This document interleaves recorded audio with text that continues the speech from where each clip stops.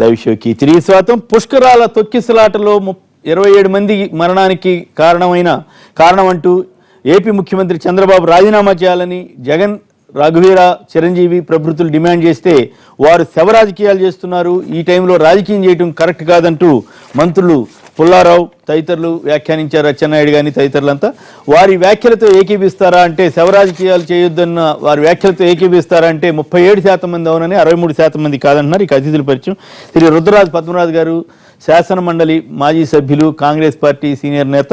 ఇక నిన్న పుష్కరాల దారుణ ఘటన జరిగిన తర్వాత చిరంజీవి గారితో, రఘువీరారెడ్డి గారితో కలిసి అక్కడికి వెళ్ళొచ్చారు.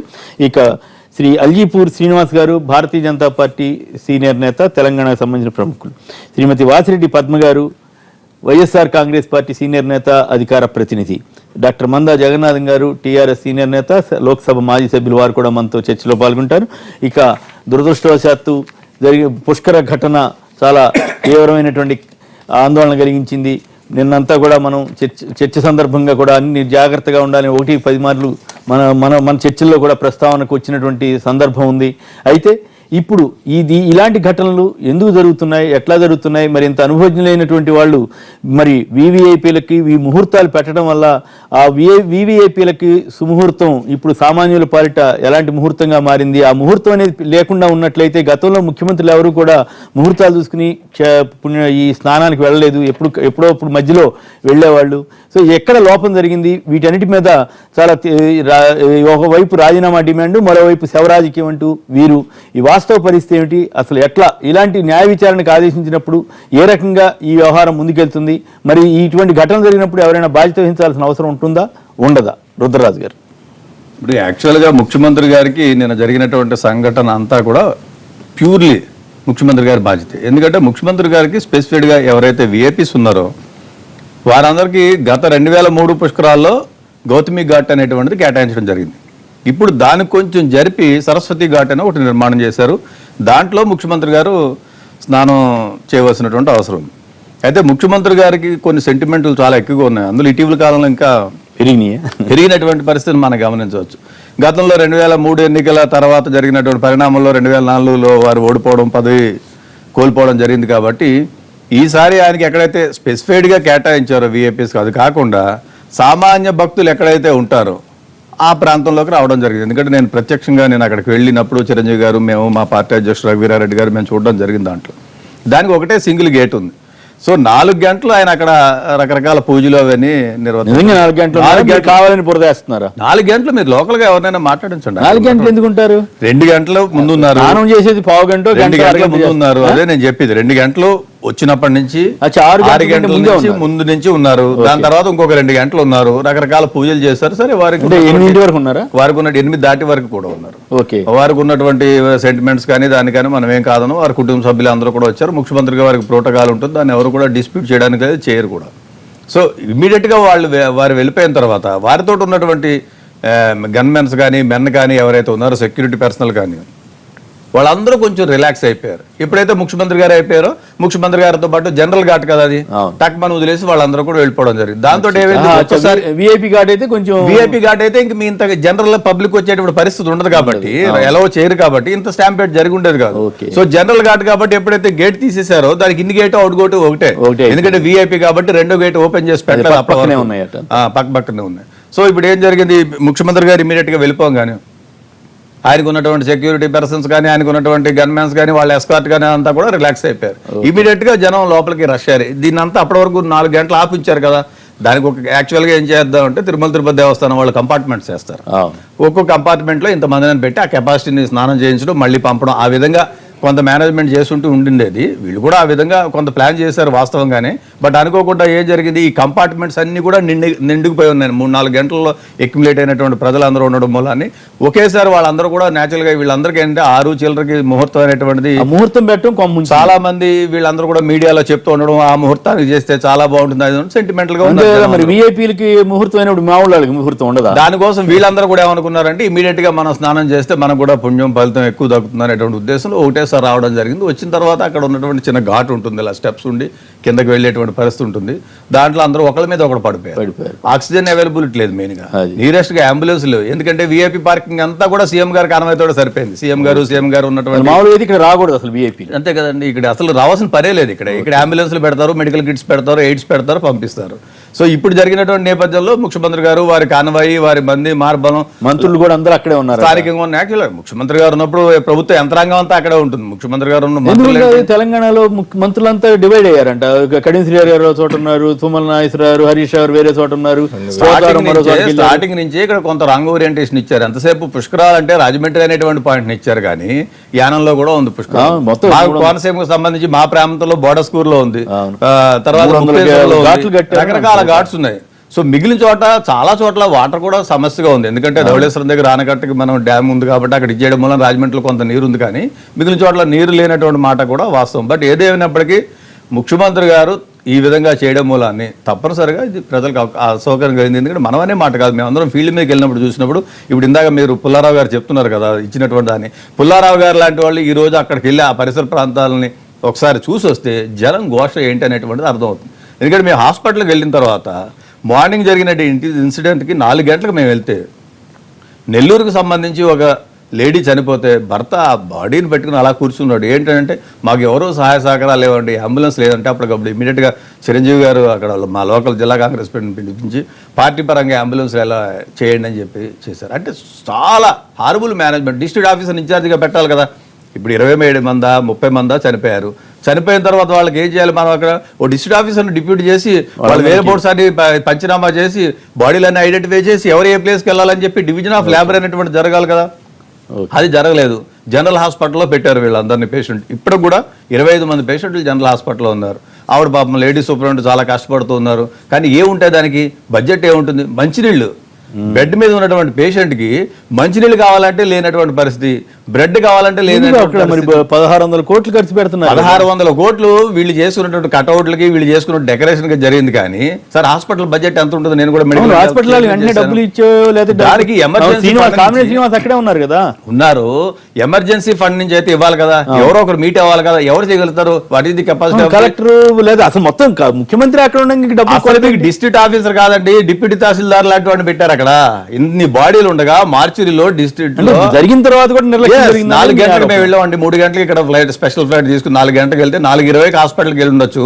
4:20కి 10 ఏళ్ళు మంత్రి చేశారు కదా రఘువీరారెడ్డి గారు, రెవెన్యూ చేశారు, అగ్రికల్చర్ చేశారు, వీళ్ళకి కూడా ఐడియా ఉంటుంది కదా. అసలు there is no district officer responsible there. ఎవరో ఒక డిప్యూటీ తహసీల్దార్ని పెట్టారు, వీళ్ళందరినీ బాడీస్ అలా కట్టేసి అక్కడ పెట్టారు. అంటే మొత్తం ఏంటంటే మేము అందరూ ఐడెంటిఫై చేయలేదని అంటున్నారు. అతను అంటాడు భర్త నేను ఉన్నానండి, నా భార్య నేను ఐడెంటిఫై చేశాను, నాకు ఫెసిలిటీస్ ప్రొవైడ్ చేయండి, మేము తీసుకెళ్ళిపోతాం, ఇక్కడ వద్దని చెప్పి. రాజమండ్రిలో ఖననం చేద్దాం అనుకునే వాళ్ళకు కూడా పట్టించుకునేటువంటి నాదుడు లేడు. So bad management. ముఖ్యమంత్రి గారు ఉన్నారు కాదా, అసలు ప్రాబ్లం అంతా ముఖ్యమంత్రి గారు ఉండడంతో వస్తుంది. దానికి ముఖ్యమంత్రి గారు ఎందుకు ఉండాలండి? ఒకప్పుడు గవర్నమెంట్ కి నడిచేది, ఇప్పుడు అట్లా కాదండి. ఇప్పుడు ఇటీవల బుచ్చయ్య చౌదరి గారు ఒక పేపర్ స్టేట్మెంట్ ఇచ్చారు. మా ఎండోమెంట్స్ మినిస్టర్ గారు బాధపడుతూ చెప్పారు, కన్నా లక్ష్మణ్ గారు బీజేపీ నుంచి ఇచ్చారు, మా మంత్రికి కూడా ఏం తెలియకుండా జరుగుతుందని చెప్పి. అప్పుడు బుచ్చయ్య చౌదరి గారు ఏం చెప్పారు?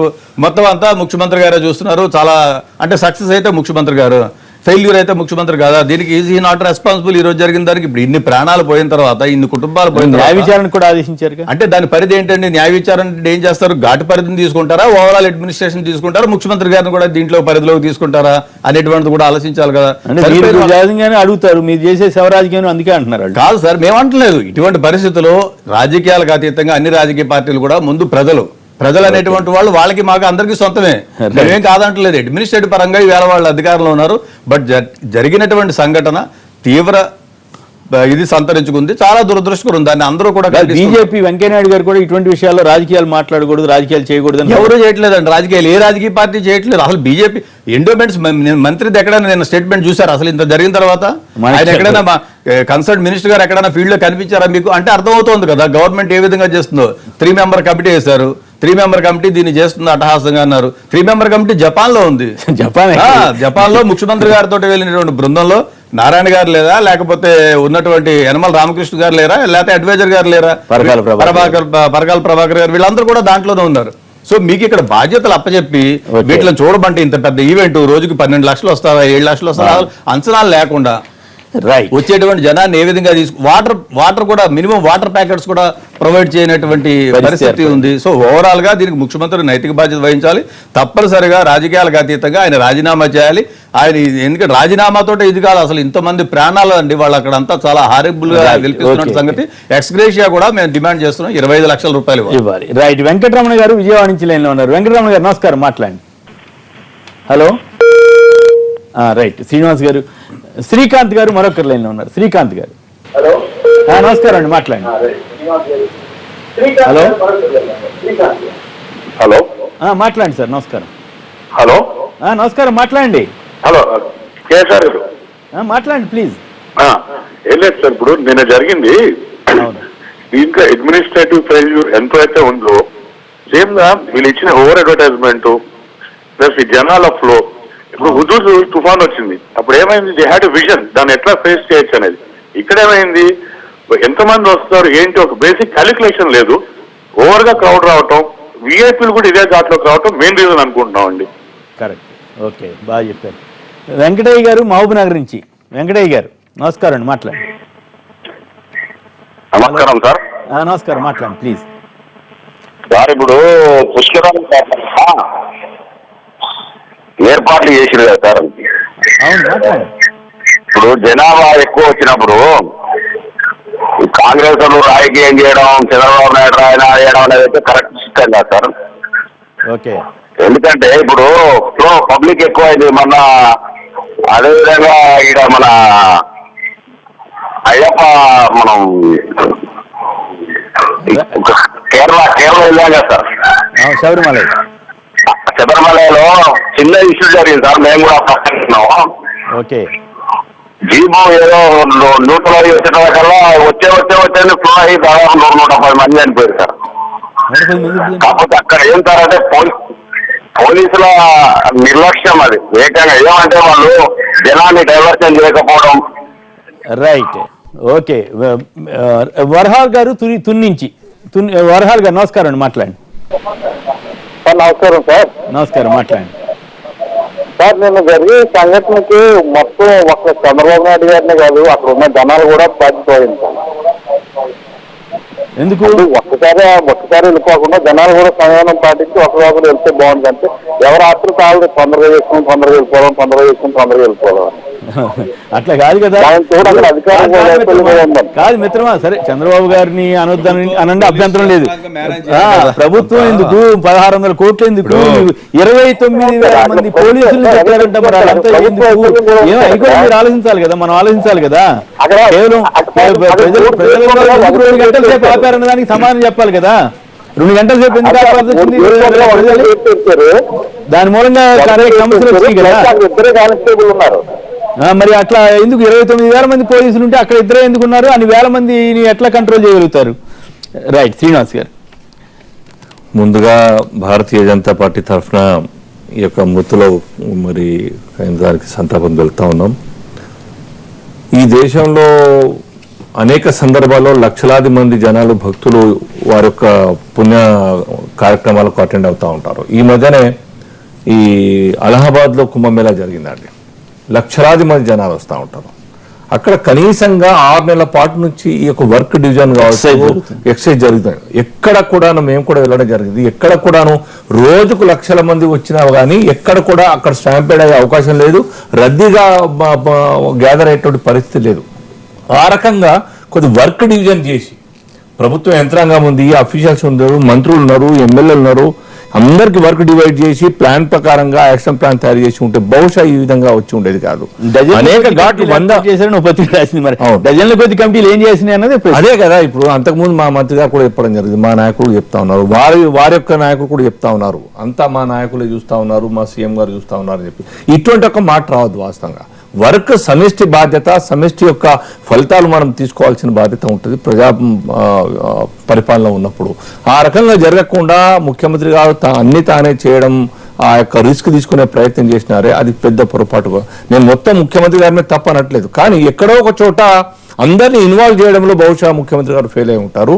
అదే రకంగా అనేక ఘాట్లు ఉన్నాయి అక్కడ. అవును. అనేక జిల్లాల నుంచి వచ్చే జనం ఏ ప్రాంతం నుంచి ఎంతమంది వస్తారో ఒక అంచనా వేసి ఆ జనాల్ని ఆ జిల్లాకు సంబంధించిన ప్రాంతానికి సంబంధించిన వ్యక్తుల్ని ఆ ఘాట్ వద్ద ఆపే ప్రయత్నం చేయవచ్చు.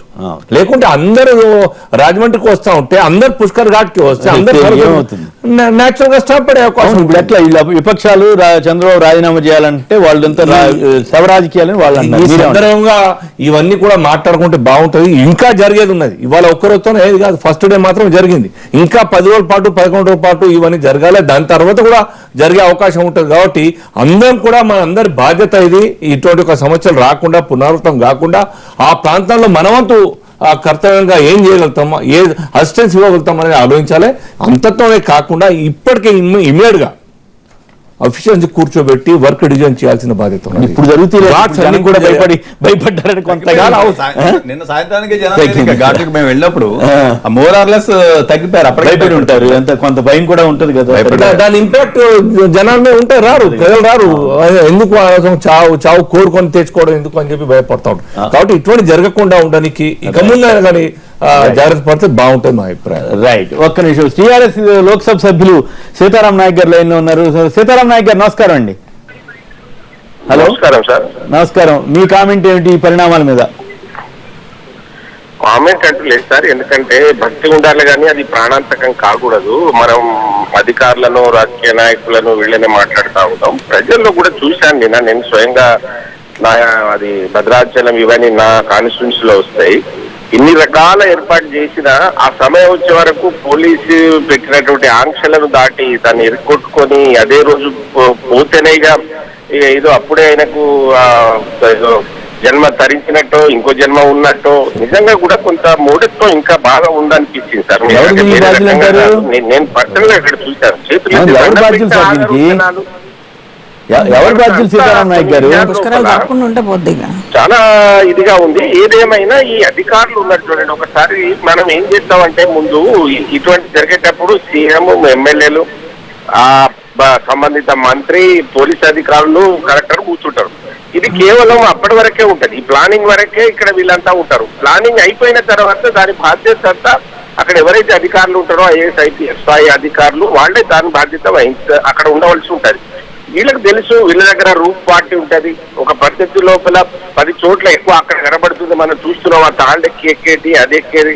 మరి వారి బాధ్యతను మర్చిపోయిండ్రు. ఏదేమైనా అది దురదృష్టకరమైనటువంటి సంఘటన. ముఖ్యమంత్రికి కూడా అనుభవం ఉంది. అతనికి ఇంత ముందు కూడా అనేక సార్లు కొన్ని విషయాల్లో జోక్యం చేసుకున్నటువంటి వ్యక్తి ఇట్లా ఉట్టిగానే చెక్కబొమ్మలాగా చూసినటువంటి పరిస్థితి అయి పావనాలు పోతుంటే చాలా అప్పటికే మేము భద్రాచలంలో ఉన్నాం, చూస్తున్నాం ఆ ట్రైన్స్ దాంట్లో వస్తే. అయితే నేను కోరేది ఏంటంటే 510 కిలోమీటర్లు ప్రవహిస్తుంది గోదావరి. ఇక్కడ స్నానం చేస్తే ఏంటిది? ఇంకా 11 రోజులు ఉన్నది. అదే టైంలో స్నానం చేయాలనేది. అటువంటి వాటి మీద కూడా మీలాంటి వాళ్ళు దయచేసి సీతారాం నాయక్ గారు మీరు మంచి మాట చెప్పారు. మీరు చెప్పాల్సింది మీ ముఖ్యమంత్రి కేసీఆర్ గారికి, అక్కడ ముఖ్యమంత్రి చంద్రబాబు నాయుడు గారికి. వాళ్ళు ఎందుకు ముహూర్తాలు పెట్టారు? పండితులు ఎందుకు దగ్గరికి తీసుకెళ్లారు? వాళ్ళకే ముహూర్తాలు ఉంటాయా? సామాన్యులకు ముహూర్తాలు ఉండవా? మరి సామాన్యులకి, ముఖ్యమంత్రులకి ఆ నమ్మకాలు ఉన్నప్పుడు సామాన్యులకి ఎందుకు ఉండవు? మరి మీరు గతంలో ముఖ్యమంత్రులు ఇట్లా వెళ్ళారా? గతంలో ముఖ్యమంత్రులు ముహూర్తాలు పెట్టుకున్నప్పుడు వెళ్ళలేదని నాకు తెలిసి. మనం నేను కూడా 2-3 పుస్తకాలు చూసాం. ముఖ్యమంత్రులు మొక్కులు తీర్చుకున్నట్టు కనబడుతుంది కానీ అధికారంలోకి వచ్చినందుకు సాధన సంస్కృతి సాంప్రదాయాలను పాటిస్తున్నట్టు ఎక్కడ కనపడటం లేదు. గత 144 సంవత్సరాల నేను ఈ వేళ వ్యాఖ్యానంలో రాశారు. ఇప్పుడు గోదావరికి ఎన్ని సంవత్సరాలు? అసలు పుష్కరం అంటే 12 సంవత్సరాల 140 సంవత్సరాలు ఎలా లెక్కిస్తాం? ఇదంతా ఉంది. ఇది it's a debatable subject. But ప్రభుత్వ యంత్రాంగం కానీ ప్రభుత్వం కానీ తప్పనిసరిగా కొన్ని చర్యలు తీసుకోవాల్సిన అవసరం ఉంది కదా. దాన్ని కూడా మనం కొంత ఆలోచించాలి. అట్లా కాదు, ముహూర్తం అని ఎందుకు పెట్టారు? ముహూర్తం గతంలో ఎందుకు పెట్టలేదు? గతంలో పెట్టినా ఎవరో పండితులు ఎవరో వెళ్ళేవాళ్ళు. పంచాంగ రీత్యా ఉన్నప్పుడు ఎందుకు ప్రచారం చేశారు? ఇప్పుడు ఎవరు ప్రజలు పాటించాలి. పుష్కరం రావడానికి ముహూర్తం ఉంటది కానీ ముఖ్యమంత్రికి ముహూర్తం కాదు. అది పుష్కరం రావడానికి ముహూర్తం, ముఖ్యమంత్రి మునగడానికి కాదు కదా ముహూర్తం. అది ఇప్పుడు ఈ 2 ఎలా చేశారంటే ముఖ్యమంత్రులు మొక్కులు తీర్చుకోవడానికి కొత్తగా అధికారంలోకి వచ్చారు కాబట్టి చేసిన పాపాలన్నీ పోవడానికి దీన్ని ఒక ఇదిగా ఎంచుకున్నట్టే కనపడుతుంది. మళ్ళీ మీరు చేసిన పాపాలని అట్లా అంటారు కానీ నేను జనరల్ గా అడిగే, నేను సైన్ ముఖ్యమంత్రి అయినా తన యొక్క ఏ ముఖ్యమంత్రి తన ప్రాంతంలో సీతారాం నాయక్ గారు పత్ని గారు మీరు మాట్లాడిన తర్వాత మళ్ళీ వారు సమాధానం చెప్తారు. చెప్పండి. ఇప్పుడు ఒకటండి 5 గంటలకు అక్కడ క్యూలో ఆపేశారు. ముఖ్యమంత్రి రావడానికి ముందు 1 గంట ముందు ఆపారు. ఆయన స్నానం చేసిన తర్వాత 7:30కి ఘాట్ వదిలారు. కరెక్ట్ గా 2.5 గంటల పాటు పుష్కర ఘాట్ లో ఉండడం అనేటటువంటిది జరిగింది. 2.5 గంటల సేపు ఉండడం వల్ల జరిగినటువంటి తొక్కిసలాట. మామూలుగా పుష్కర ఘాటుకి ఆ తాకిడి ఉంటుంది అనేటటువంటి అందరికీ తెలిసినటువంటి విషయం. ఆ ఘాటు రాజమండ్రిలో ఆ ఘాటుకి ప్రధానంగా వస్తారు అనేటటువంటిది ఎప్పుడూ జరుగుతున్నటువంటిది, ఇవాళ కొత్తగా జరుగుతుంది కాదు. అట్లాంటి సమయంలో ప్రారంభంలోనే 2.5 గంటల పాటు ఆపినందువల్ల వివిఐపి సరస్వతి ఘాట్ ఉండగా అక్కడ కాకుండా ఇక్కడికి వచ్చారు. అదే కదా జగన్మోహన్ రెడ్డి గారు అడిగింది. ఆయన చూసి అడిగినటువంటిది ఆయన విఐపి ఘాట్ లో చేయాల్సి ఉండగా షెడ్యూల్ అప్పటికప్పుడు మార్చుకొని పక్కన వాళ్ళు చెప్పారట, మీరు బాగా జనం ముందు షో ఇస్తే బాగుంటుంది అనేది చెప్పారట. అందువల్ల పుష్కర లేదండి, పక్కన ఎవరు చెబుతారు, ఎందుకు చెబుతారు? ఉన్నారు కదా సలహాదారులు ఉన్నారు కదా ఆయనకి కోపం కాబట్టి మాకు ఎవరి మీద అనేటట్టు. ఇప్పుడు ఆయన జరగాల్సింది విఐపి ఘాట్ లో ఆయన స్నానం జరగాలి. పుష్కర ఘాట్ కి మార్చారు షెడ్యూల్, అది వాస్తవం. ఎందుకు మార్చారు? ఇండియన్ ఎక్స్ప్రెస్ లో స్టోరీలో కూడా ఇచ్చినటువంటి షెడ్యూల్ మార్చారు అనేటటువంటి చాలా క్లియర్ గా ఉంది రిపోర్ట్ అనేటటువంటి ఏం జరిగింది అనేటటువంటి. షెడ్యూల్ మార్చడం వల్ల 2.5 గంటల పాటు అక్కడ ఆపడం వల్ల ఆల్టర్నేటివ్ ఏంటంటే ముందుగా ప్లాన్ చేసుకోలేదు. ముందుగా ప్లాన్ చేసుకోలేదు. 2.5 గంటల పాటు ఆపితే ఏంటి, ఎక్కడ ఎలా చేయాలి, ఎక్కడ ఆపాలి అనేటటువంటిది ఎక్కడ ప్లానింగ్ జరగలేదు, వదిలేశారు. జనం వచ్చేసి ఉంటారు, అన్ని కంపార్ట్మెంట్లు నిండిపోయి ఉంటాయి, వాళ్ళు ఏం చేయాలి? రోడ్డు మీదే ఇప్పుడు చాలా మంది ఫోన్ లో మాట్లాడిన 2-3 జనం అంతా తండోపతండాలుగా రావడం, బారికేడ్లు ఎక్కడం అనేటటువంటిది తప్పని మాట. బుచ్చ చౌదరి గారు కూడా ఆడమ్మగా లేకుండా ఎక్కేశారు గోల్డ్ అనేటట్టు నిన్న ఆయన కామెంట్ చేశారు. ఊపిరాడినప్పుడు ఏం చేస్తారంటే ఆడంటే ఏంటి మగైతే ఏంటి ఎక్కక బారికేడ్లు ఎక్కాల్సినటువంటి పరిస్థితి ఎందుకు వచ్చింది?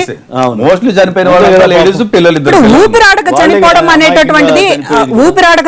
అనేటటువంటిది చాలా దురదృష్టకరమైనటువంటి విషయం అండి. దీనికి కారణం రాజకీయాలు చేయడం అనేటటువంటి. ఇవాళ ఒక నిమిషం సార్, వెంకయ్యనాయుడు గారు మాట్లాడుతూ ఉన్నారు రాజకీయం చేయడం సరికాదని. మీరు చేయాల్సిన కార్యక్రమాలు చేయడం వల్ల ఇవాళ రాజకీయాలు జరగాల్సినటువంటి పరిస్థితి వచ్చింది. అక్కడ ఎండోమెంట్ మినిస్టర్ మీ మినిస్టర్, అక్కడ లోకల్ రాజమండ్రి ఎమ్మెల్యే మీ ఎమ్మెల్యే, వాళ్ళకి ఎవరికి కూడా పాత్ర ఉండదు, వాళ్ళు మాట్లాడరు. చంద్రబాబు నాయుడు గారు ఏం చేసినా వారికి కరెక్టే, ఇవాళ వెంకయ్యనాయుడు గారికి కరెక్టే, మిగతా మంత్రులకి కూడా కరెక్టే.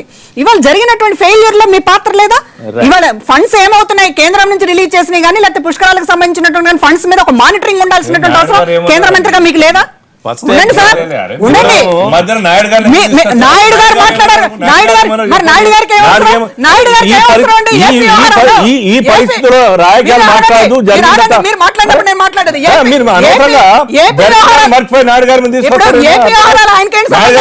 ఆయనకేం సంబంధం ఏపీ వ్యవహారాలు? కేంద్ర మంత్రి ఏపీ వ్యవహారాలు కేంద్ర మంత్రి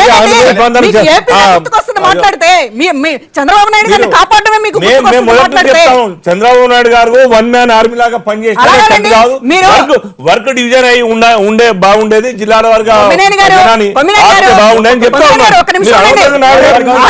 ప్రత్యేక హోదా మీద అడిగితేనేమో నన్ను అసలు ఆంధ్ర ప్రజలు ఎన్నుకోలేదు, నేను కర్ణాటక నుంచి రాజ్యసభకు అయ్యాను, ఆంధ్రతో నాకేం సంబంధం అని అంటారా? చంద్రబాబు నాయుడు గారిని కాపాడడానికి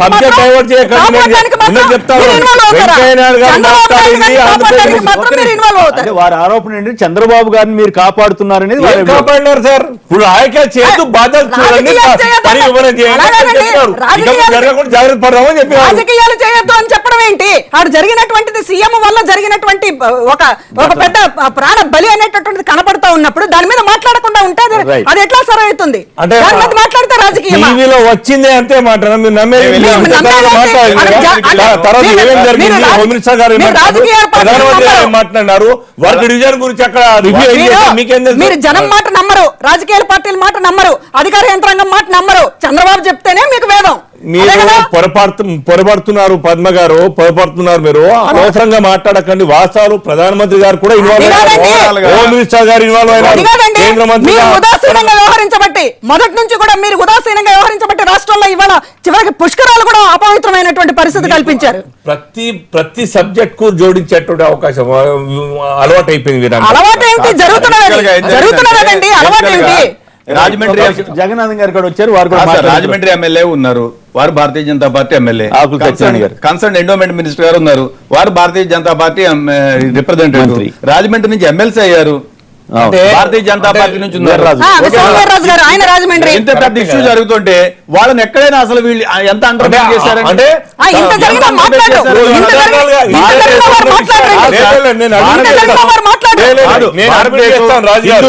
హిందుత్వం భారతదేశం ఇవన్నీ ఓన్ చేసుకుంటారు కదా. హిందూ పండుగలన్నింటినీ ఓన్ చేసుకుంటారు కదా. సో ఇటువంటివన్నీ ఓన్ చేసుకునేటువంటి వాళ్ళు ఇంత పెద్ద ఈవెంట్ జరుగుతున్నప్పుడు భారతీయ జనతా పార్టీ పాత్ర ఏమిటి? అది.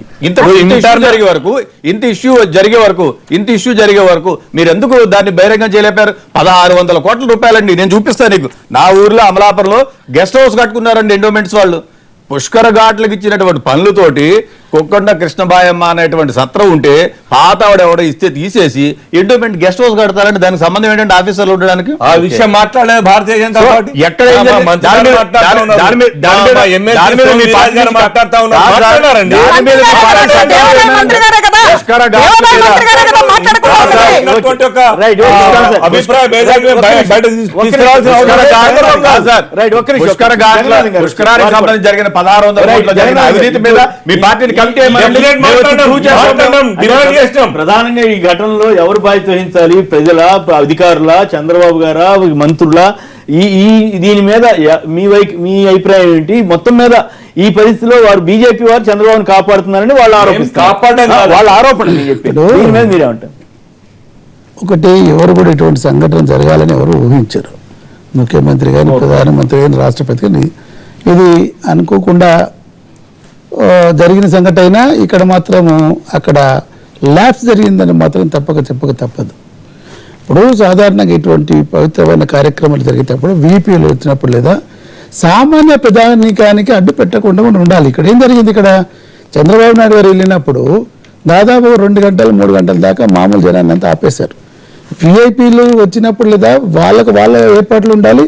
సామాన్య జనం బీజేపీ కాటి నుంచి వీటి మారడం కూడా కొంచెం ఇబ్బందిగా మారింది. డెఫినెట్ గా లేదు, అది మన సామాన్య ప్రజలకు ఇబ్బందికరమైన విషయమే. కానీ అది జరిగినందుకే దానికి రాజీనామా పెట్టండి, చేయండి అంటే ప్రతిరోజు. ఇప్పుడు మొన్న రాజశేఖర రెడ్డి గారు వెళ్ళారు, హెలికాప్టర్ వెళ్ళారు. ఎవరైనా ఊహించామో చనిపోతారని చెప్పేసి అంటే పూర్తి కాంగ్రెస్ ప్రభుత్వము సెంట్రల్ అంటారా? జరిగిన సంఘటన ఇంట్రాస్పెక్ట్ చేసుకొని దాన్ని సరి చేసుకోవడానికి ప్రయత్నం చేయాలి. అక్కడ మెయిన్ తప్పిదం ఏంటంటే అక్కడ ఉన్న యంత్రాంగం టోటల్గా ఫెయిల్ అయింది. రెండవది, ఇప్పుడు విఐపీలు వచ్చేటప్పుడు వాళ్ళకి ఏర్పాటు చేసిన తర్వాత సామాన్య ఫస్ట్ రోజు మళ్ళీ ఏం చేశాం, దీంట్లో ఏపీ గవర్నమెంట్ టీవీల్లో ఛానల్ హైప్ ఇచ్చేసి ఒక రాజమండ్రిలో పుణ్యస్నానం చేస్తే తప్ప పుణ్యరా అనే విధంగా హైప్ ఇచ్చేసి దాని మూలన జనం విపరీతంగా వచ్చారు. అక్కడ విపరీతంగా వచ్చి విఐపీ రావడం లేదు, లోపల ఉండిపోయారు. బాబు గారు పోయిన తర్వాత గేట్ ఓపెన్ చేశారంట. మేము టీవీలో వినేది, మేమైతే వెళ్ళేది కానీ జనం చెప్పింది ప్రత్యక్షంగా. లోపల వాళ్ళు బయటికి రాలేదు, బయట వాళ్ళు లోపల దీంట్లో పెనుగులాట. అక్కడ సఫకేషన్ అయింది. కొద్దిమంది కింద పడిపోయారు, కొద్దిమంది ఊపిరాకు చనిపోయారు. ఇందాక నేను వచ్చినప్పుడు అనుకుంటా పద్మ గారు మాట్లాడుతున్నారు. దాని కారణం ఏంటి? ఈ కారణం ఏంటంటే ఇది ఇప్పుడు హరిద్వార్లో జరుగుతుంటాయండి, ప్రతిరోజు జరుగుతాయి. అక్కడ లక్షల మంది వస్తారు. ఎంట్రీ ఒకటి ఉంటుందంటే అవుట్లెట్ ఒకటి ఉంటుంది. ఇక్కడ ఏంటంటే రెండింటికి ఒకటే పెట్టారు. అది ఎవరు ఫెయిల్యూర్ అండి? ప్రభుత్వం ఫెయిల్యూర్ కదా.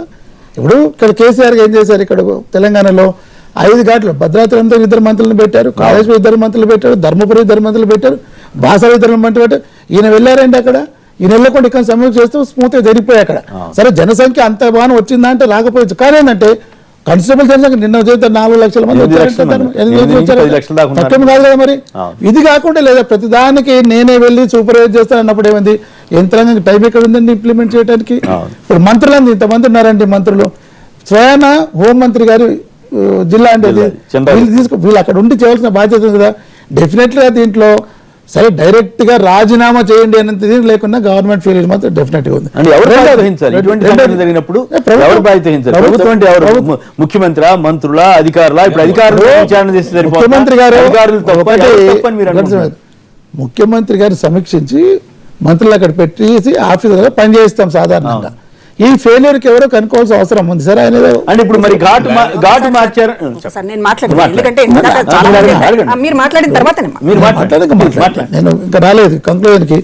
బీజేపీ వాళ్ళు షీల్డ్ చేస్తున్నారు అని చెప్పేసి ఒక డిస్కషన్. అంటే ఇది రాజకీయ కోణం అవుతుంది అని చెప్పేసి అక్కడ జరుగుతుందని ఏ ముఖ్యమంత్రి ఊహిస్తారా? చనిపోతారని కానీ కోరుకుంటామండి ఎవరైనా?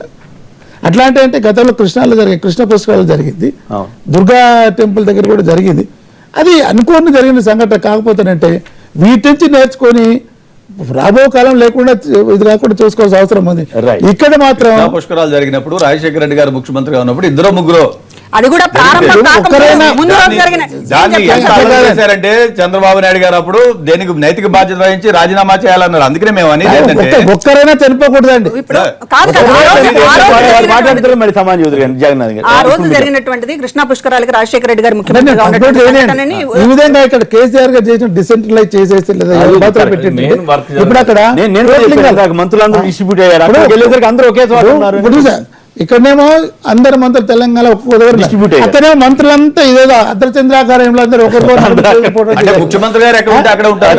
తప్పదు అది. ముఖ్యమంత్రి గారు తప్పదు. ఆయన అటువంటి గవర్నమెంట్ ఫెయిల్యూర్. ఈ ఘాటికి వీళ్ళు ఈ ఘాటికి వీళ్ళు అనే ప్లాన్ పెట్టుకుని దాని Right. ప్రకారం ఇచ్చేయాలి. ఇప్పుడు అది చేయలేదు ముఖ్యమంత్రి ఇక్కడ. రాజీనామా చేయాలి అనేటటువంటి ఎందుకు అడుగుతున్నాము అంటే ఇప్పుడు సాధారణంగా అనుకోకుండా జరిగినటువంటి ఒక ప్రమాదాలు, లేకపోతే ఒక గోడ కూలడం, లేకపోతే ప్రమాదవశాత్తు పడవలు కాపాడలేకపోవడం, ఇట్లాంటి విషయాల్లో అధికారులకు సంబంధించినటువంటి అన్ఎక్స్పెక్టెడ్ గా జరిగినటువంటి దానికి ఎవరు కూడా రాజకీయం అనేటువంటి మాట్లాడాల్సినటువంటి అవసరం లేదు. కానీ ఇక్కడ జరిగినది ముఖ్యమంత్రిగా 2.5 గంటల పాటు మీరు ఘాట్లో ఉండడం వల్ల సామాన్య ప్రజలు ఉండలేక ఊపిరి ఆడలేక చనిపోయినటువంటిది క్లియర్ గా కనపడుతూ ఉన్నప్పుడు ముఖ్యమంత్రి నైతిక బాధ్యత వహించాలి అనడం అది రాజకీయం ఎట్లా అవుతుందండి చెప్పండి. ఇప్పుడు సంఘటన వేరే ప్రమాదవశాత్తు జరిగినటువంటి కారణాలకు సంబంధించింది లేదు. ఆ రోజు మీరు చంద్రబాబు నాయుడు గారు రాజశేఖర రెడ్డి గారు తెలిపారు కదా. అదే సార్ నేను అదే చెప్తున్నాను. అదే ఆ రోజు ఇప్పుడు అది వేరు, అది వేరు.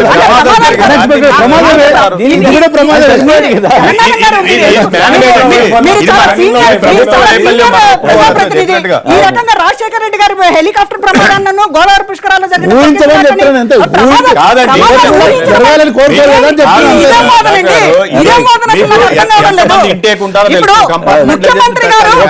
ముఖ్యమంత్రి గారు ఆయన స్నానం చేయాలి, జనాన్ని ముందు స్నానం చేయాలనేటటువంటి ఒక ప్రచార ఆర్భాటం వల్ల జరిగినటువంటి బలిది. దాన్ని మీరు ఎందుకు సీరియస్ గా తీసుకోవడం లేదు, ఎందుకు తక్కువ అంచనా వేస్తున్నారు నాకు అర్థం కావట్లేదు టిఆర్ఎస్ నాయకులు. ఇవాళ నేను అడుగుతున్నది ఏంటంటే, ఒకసారి సార్ క్లియర్ చేయనివ్వండి దయచేసి. ఇప్పుడు ఆ రోజు రాజశేఖర రెడ్డి గారి హయాంలో జరిగినటువంటి కృష్ణా పుష్కరాల్లో ప్రారంభం కాకుండానే ఒక ఇద్దరు వెళ్లారు, ఆ ఉధృతికి కొట్టుకుని చనిపోయారు. దానికే చంద్రబాబు గారు రాజీనామా చేయాలన్నారు. పుష్కరాలు ప్రారంభం కాకుండానే జరిగినటువంటి ఒక ప్రమాద ఘటనకే ఆ రోజు రాజీనామా చేయాలని చంద్రబాబు గారు అడిగారు. ఇవాళ ఆయన వల్ల జరిగినటువంటి ఒక తప్పిదం వల్ల ఇంతమంది ప్రాణాలు కోల్పోతే దాని మీద మాట్లాడితే రాజకీయం అంటే ఇది ఎక్కడ వాదన నాకు అర్థం కావడం. రైట్, తారక్ గారు హైదరాబాద్ నుంచి లైన్ లో ఉన్నారు. తారక్ గారు నమస్కారం, మాట్లాడండి. హలో తారక్ గారు నమస్కారం కేసీఆర్ గారు, ప్లీజ్ మాట్లాడండి ప్లీజ్. ప్రజలందరికీ నమస్కారం అండి. గుడ్ గుడ్ గుడ్ మాట్లాడండి. సార్ ఇలాంటి కెలామిటీస్ అయినప్పుడు అందరు opposition leaders they should support the head of the state. మీకు గుర్తుండలేదు 9/11 అయినప్పుడు అమెరికాలో అపోజిషన్ పార్టీస్ 6 months వరకు మేము కామెంట్ చేయమని ప్రెసిడెంట్ గారికి అక్కడ సపోర్ట్ చేశారు. ఇక్కడ మన పొలిటీషియన్స్ కూడా during these calamity they should support the leader. ఎవరు కూడా 2.5 గంటల పాటు కేసీఆర్ గారిని కూడా అభినందిస్తున్నానండి. ఆయన ఒక్క కామెంట్ కూడా చేయలేదు. That is is magnanimity. అలా ఉండాలి, మిగతా అపోజిషన్ లీడర్స్ కూడా అలా ఉండాలి. సో ఇది నా ఒక ఈ ఇష్యూలో నా థ్యాంక్స్ సార్. రైట్, ఓకే, తప్పలేదు, మీ అభిప్రాయం చేయడం తప్పలేదు. దుర్గారావు గారు విజయవాడ నుంచి లైన్ లో ఉన్నారు. దుర్గారావు గారు నమస్కారం, మాట్లాడండి. హలో నమస్కారం, మాట్లాడండి. హలో దుర్గారావు గారు మాట్లాడండి. సార్ నమస్తే అండి. నమస్తే, మాట్లాడండి ప్లీజ్. సార్ నమస్తే. నమస్తే, మాట్లాడండి ప్లీజ్. సార్ అక్కడ ఉన్న పెద్దలకి నమస్కారం సార్. సార్ ఇప్పుడు ఈ రాష్ట్రం విడిపోయిన తర్వాత అంటే రాష్ట్రం కలిసి ఉన్నప్పుడు పెద్ద రాష్ట్రంగా ఉన్నప్పుడు అవును, అసలు ఎంత బ్రహ్మాండంగా అడ్మినిస్ట్రేటర్ అని చెప్పేసి చాలా పేరు తెచ్చుకున్నాడు. మొత్తం రాష్ట్రం మొత్తం ఏదంటే కానీ అధికారులకి ఏ శాఖకు సంబంధించిన అధికారులకి వాళ్ళకి బాధ్యతలు అప్పచెప్పి ఎంత అడ్మినిస్ట్రేటివ్ గా చేశాడు చంద్రబాబు నాయుడు. ఇప్పుడు రాష్ట్రం విడిపోయిన ప్రతి సమస్యకి నేను అక్కడ ఉంటాను, హుదూద్ తుఫాన్కి నేను అక్కడ ఉంటాను, గోదావరి పుష్కరాలకు కూడా నేను అక్కడ ఉంటాను అంటే అధికారులు మొత్తం అడ్మినిస్ట్రేటివ్ మొత్తం ఏం చుట్టూ తిరిగితే, ఈ పరిపాలన యంత్రాంగం మొత్తం ఏం చుట్టూ తిరిగితే అక్కడ సమస్యలు ఎవరు పట్టించుకుంటారు? నెక్స్ట్ అక్కడ ఏం చేస్తాను, మిగతా 11 రోజులు కూడా అక్కడే ఉంటాను అంటున్నాడు ఆయన. మిగతా 11 రోజులు కూడా ఇంకో 100 మందిని చంపేస్తాడా ఏంటి ఆయన? అట్లా కదా, తప్పు అట్లా అనకూడదు. అలాగా సార్, ఇప్పుడు 11 రోజులు కూడా అక్కడ ఉండాల్సిన అవసరం లేదు. ఆయన మానిటరింగ్ చేస్తే చాలు, మిగతా యంత్రాంగాన్ని, ప్రభుత్వ యంత్రాంగాన్ని మానిటరింగ్ చేస్తే చాలు. అవును, పాయింట్ అంటూ ధర్మం కాదు, పద్ధతి కూడా కాదు. మనం మీరు ఫస్ట్ చంద్రబాబు గారు అనండి, తర్వాత మిగతా మాట్లాడండి. అయినా కూడా అట్లా అనకూడదు తప్పది. అయితే మీ అభిప్రాయం ప్రకారం ముఖ్యమంత్రులు అన్న వాళ్ళు డైరెక్ట్ గా స్పాట్ లో ఉండాలా, వాళ్ళు మానిటరింగ్ చేయాలా, మంత్రులతో పని చేయించాలా, వాళ్ళే పని చేయించాలా, లేదు ఇట్లాంటి అప్పుడు ఇటువంటి అప్పుడు ఎట్లాంటి బాధ్యత వహించాలి, దీని మీద మాట్లాడచ్చు. కానీ మనం తప్పు పదాలు ఆలోచన ఏంటంటే అధికారానికి ముఖ్యమంత్రిగా ఉన్నారు కాబట్టి డీసెంట్రలైజ్ చేయండి, డీసెంట్రలైజ్ చేసి చీఫ్ ఫీల్డ్ మీద చంద్రబాబు రాజీనామా డిమాండ్ తో జగన్ రఘువీరారెడ్డిలు శవరాజకీయాలు చేస్తున్నారన్న మంత్రి పుల్లారావు తదితరుల వ్యాఖ్యలతో ఏకీవిస్తారా అంటే 30% మంది మాత్రం అవునంటున్నారు, 70% మంది కాదంటున్నారు. ఇప్పుడు చిన్న విరామం తర్వాత లైవ్ షో కొనసాగుతుంది.